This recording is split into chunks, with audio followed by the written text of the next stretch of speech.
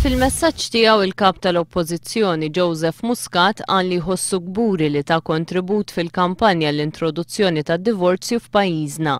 Minkejja li l-maġġoranza tal-poplu vvota favur id-dħul ta' divorzju responsabbli f'pajjiżna, il-Prim Ministru Lorenz Gonzi u l-Partit Nazzjonalista għadhom ma ġġornawx ruħhom għal din ir-realtà ġdida u għadhom jopponu d-divorzju. Għal-kap tal-Oppożizzjoni dritt tad-divorzju jmur jitfit ma' responsabbiltà lejn l-ulied u lejn xulxin. Joseph Muscat qal li mira ewlenija tal-Partit Laburista se tibqa' dik li tingħata għajnuna biex jissaħħu l-familji. Għalhekk il-Partit Laburista jemmen li huwa importanti li l-livell tgħixin jogħla billi jitneħħew il-piżijiet li l-Gvern impona fuq il-familji. Dan fl-istess ħin li tingħata l-għajnuna lil min għandu l-aktar bżonn. Dan huwa l-pajjiż li se nibnu, saħaq Joseph Muscat. Għaldaqstant il-Partit Laburista jrid jisma' mingħand kulħadd dwar kif jista' jinbena pajjiż aktar progressiv għaliex jemmen li pajjiżna jista' jkollu futur sabiħ qudiemu.